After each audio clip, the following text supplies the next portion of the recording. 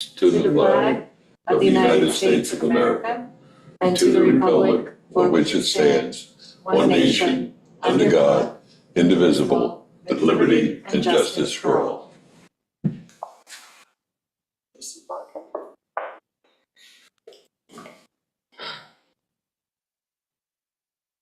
All right.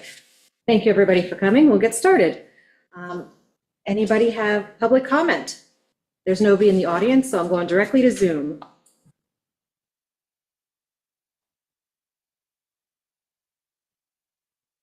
I see no hands, so we'll move on to the first agenda item.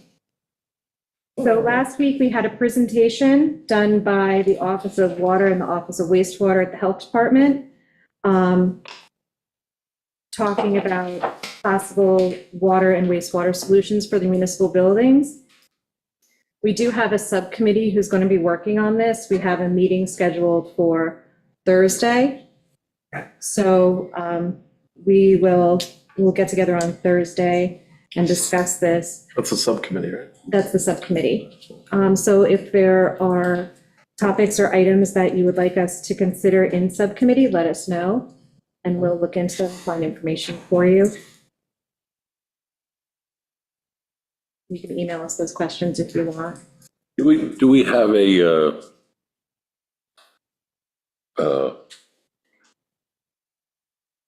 has a plan been, I know Joe's been working on it, has a plan been initiated and developed, or what has been developed? Not yet, because we have to pick a path, right? That's kind of what they were talking about last week. So we need to choose where our water is coming from.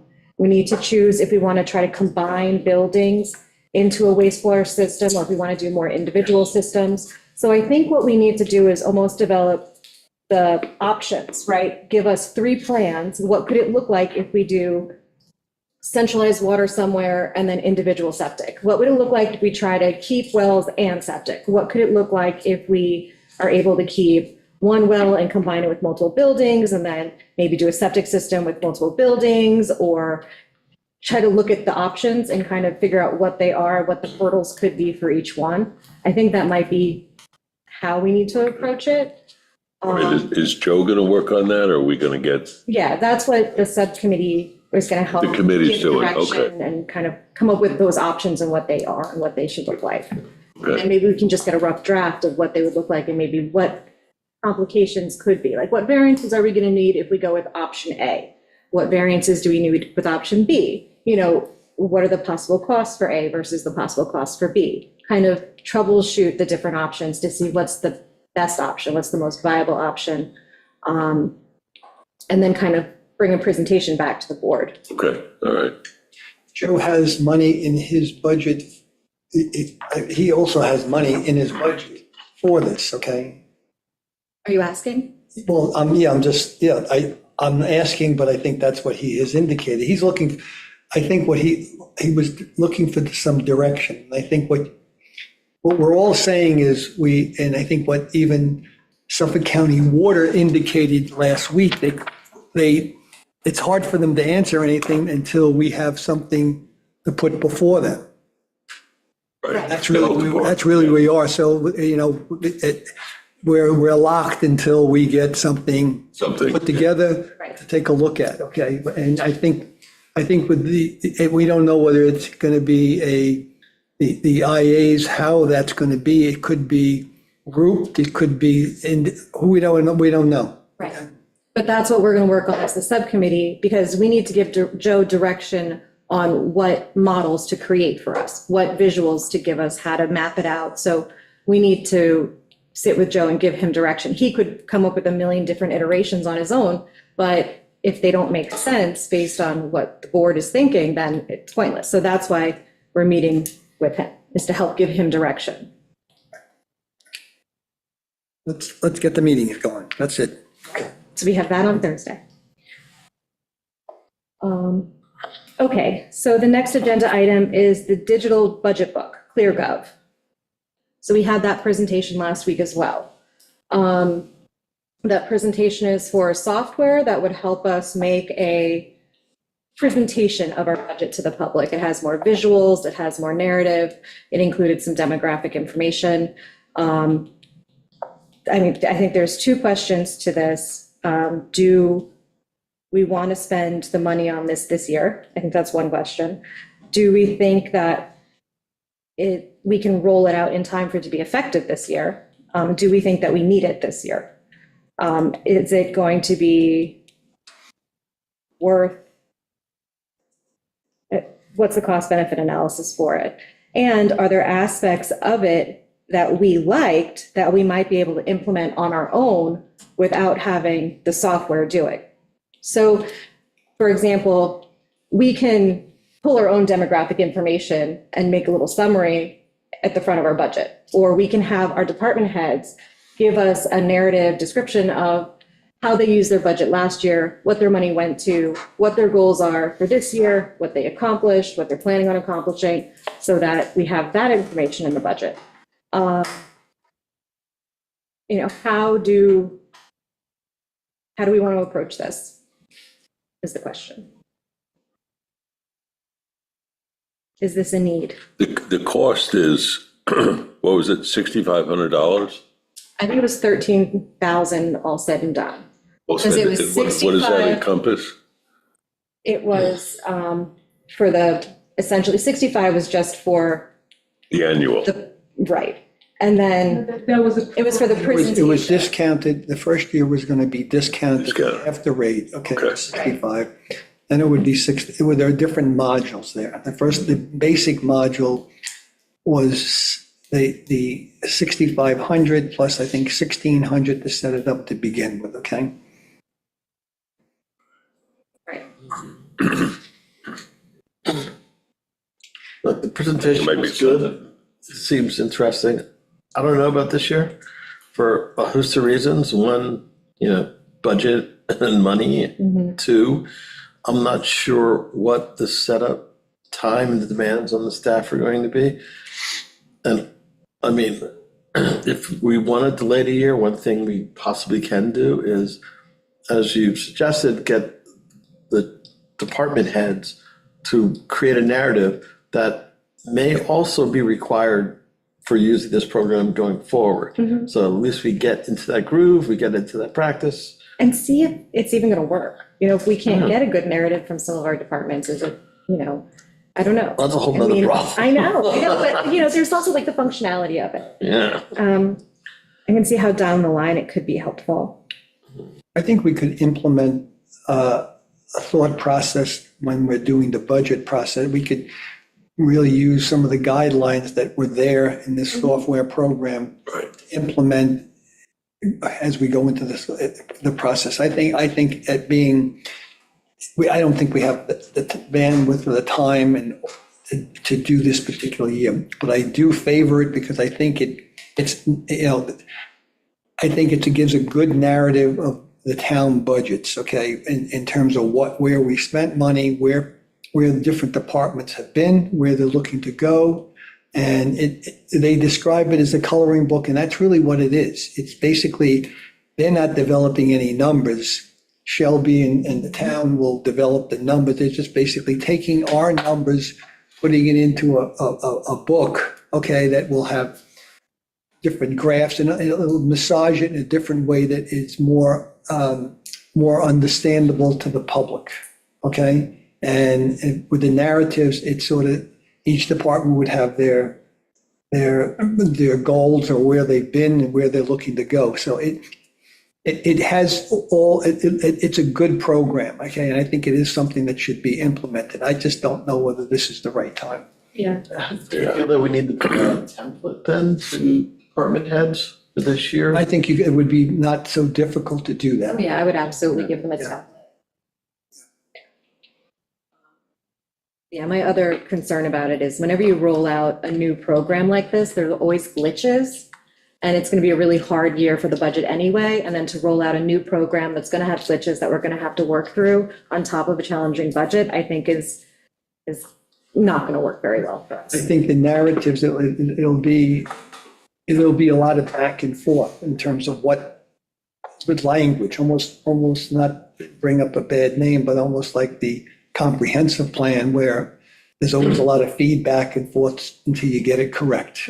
Okay, so And also, we really need to think hard about accountability. Who's going to be the point person on this? Because you can't drive an implementation like this without a point person. It's a lot of work, yeah. So my thought is that this year is not the year. It's not. Is that's the consensus? Yeah. I would agree with the caveat of this. But to keep it on the burner, keep it on the back burner, definitely. Well, I think this is the year to prepare to do it for next year. Well, I think we could lay out, I could lay out, or having worked with the program itself, okay, a template when we get into the budget season ahead of time of what we might require, okay? Yeah, that's great. Oh, that's a good idea, Gordon. We can put it into our capital planning, Yes, and that way we just don't lose track of it as an option. But we could, bring it back up next year, or even at the end of the year or during budget season to plan for next year or the year after. There has to be a grant out there for fiscal responsibility in town government. I mean, that sounds like the first grant they should have. It's definitely the first class they have, Yeah. along with the ethics of, I think, fiscal responsibility, but yeah. But we should charge our grant writer to have a look at that. Yeah, we can definitely look into it. Okay, so that's gonna be on hold. The next item on our agenda is dock applications. The only one that had the hearing closed, and I did go back and watch the video this morning, so I am up to date on all of these.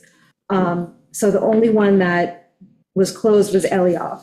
So Fagan, Pike, and Landfall properties were all adjourned, so we won't go into those today. We'll wait for additional public comment. But if we have questions for the applicants, we can put those together and get them our questions for the next hearing, I think. Yeah, that was due to exceptional meeting leadership last night. Yeah, absolutely. Absolutely. So from the video, I saw that Elioff was unanimously approved by the WMAC. Is that correct? Yeah, there was Okay. one member short. It was like 6-0, I think. Okay. Yeah, which is fun. And there didn't seem to be any significant discussion, so. Yeah. No, it was all compliant, all within the parameters of what's allowable. So we're okay to move that towards a resolution? I think we are. The Yes. 30th? Okay.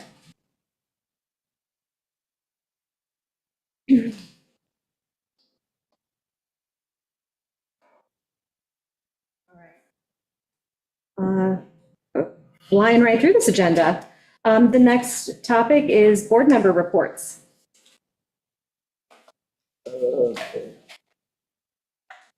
Someone feel free to start.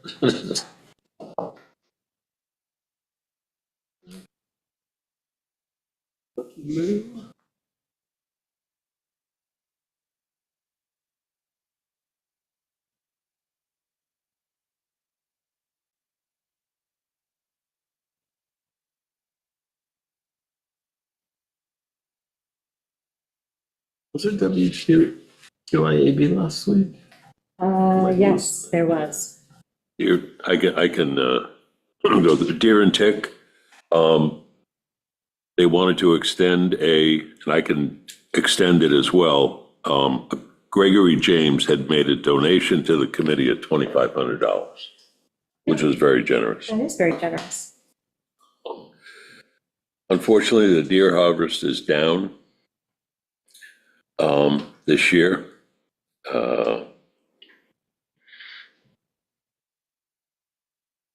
Shamrock harvest was down as well, significantly.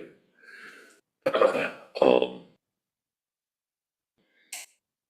don't know, just a review. Albert, is that because we have fewer hunters, or are the deer getting sneakier? Fewer hunters. Fewer hunters, And okay. the deer, I think, are I think getting, it's both, yeah. Yeah, they're staying in areas that yeah, where they don't. difficult. WQI, I like getting shot at. new application, Raffalock, on Stearns Point Road. They're gonna award a grant of $12,000 for a new IA septic system. We can move that forward. resolution.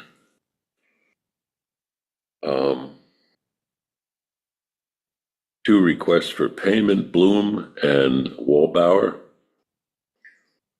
which will be facilitated. And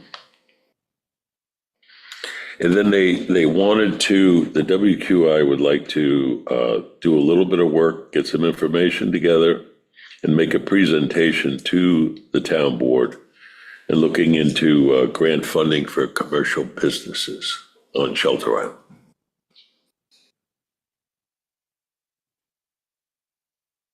And CPF committee, the trail, kind of an in and out trail, has been cleared at the Tuttle Needham property. Open it up more. So we have. And there's Kathleen Gerard is working to put together a community event. Now it's tentatively scheduled for the week after Labor Day. It's more of an open session to have people come that have sold property to CPF, putting it together so it's going to be maybe open up some trails so people can come and walk and see what CPF is all about, and have people that have sold their property there to kind of talk it up. So Nice. it's developing, but it's looking at the week after Labor Day. And that's all I have.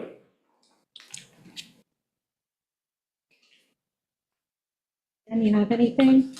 Oh, the Community Housing Board met. It was an executive session, however, and they were discussing the response to the RFQ that they've received. And I guess I can't divulge any information on that, other than,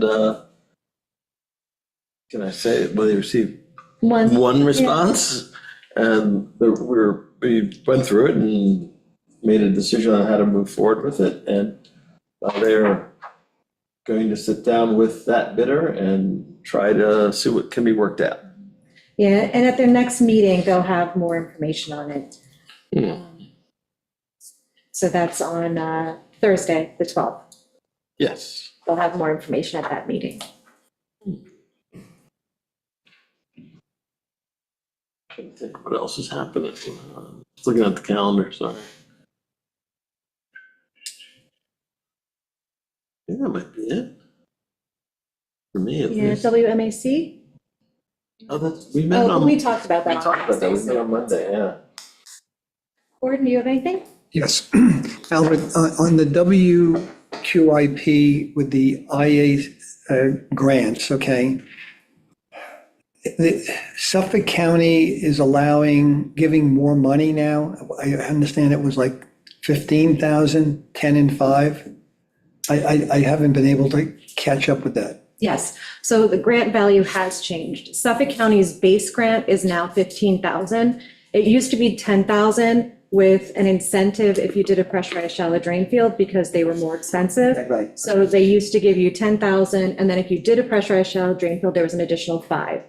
But since they now have a renewable funding source through the tax money, they are issuing $15,000 grants as the base grant. There's no additional incentive anymore for a pressurized shallow drain field. So Does that apply to only new grants, new applications, or is that going the grants that are already in progress? it applies to both. If you haven't signed your contract yet, or you recently signed your contract, you can ask for an amendment to get that additional 5,000. If you haven't signed a contract yet, you'll automatically be enrolled for the 15,000. So if you have a contract for 10, you can request an amendment for 15. If you don't have a contract yet, your new contract, when it's approved, will be for 15. Got it, okay. That's a nice incentive. Yeah. Yeah. And the state is still 10.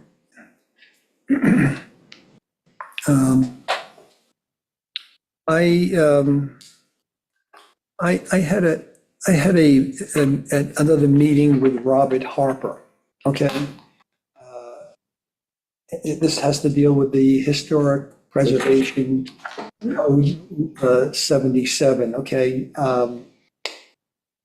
There's some interesting things that are there, and looking at the code that he wrote and so forth, and we were discussing, this were to become a committee.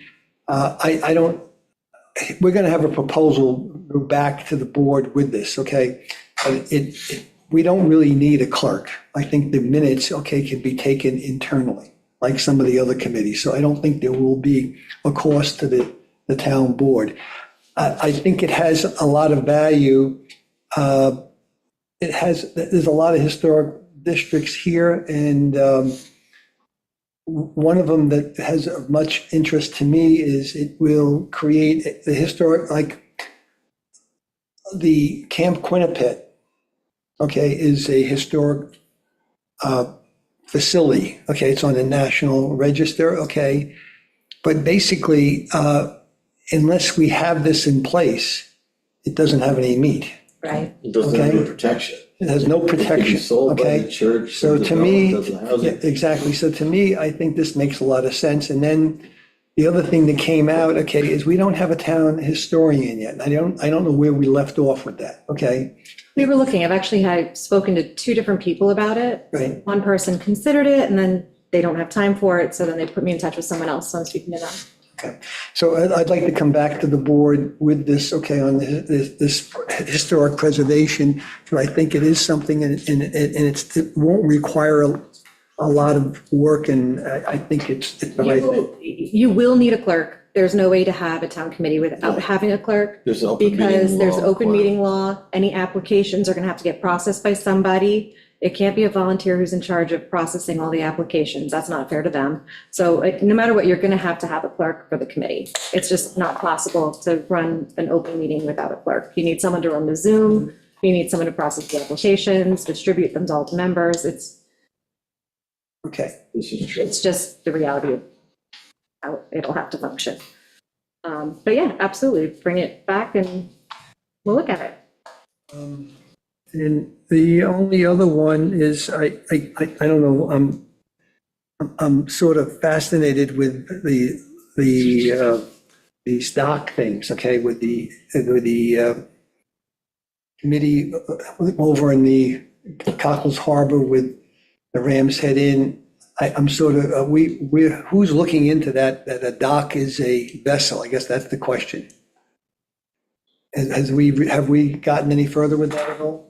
I would look to the WMAC liaison. Yeah, the WMAC left it where someone was going to approach the owner of Ram's Head Inn to see what the intention was for those floats that are attached to the moorings that are there.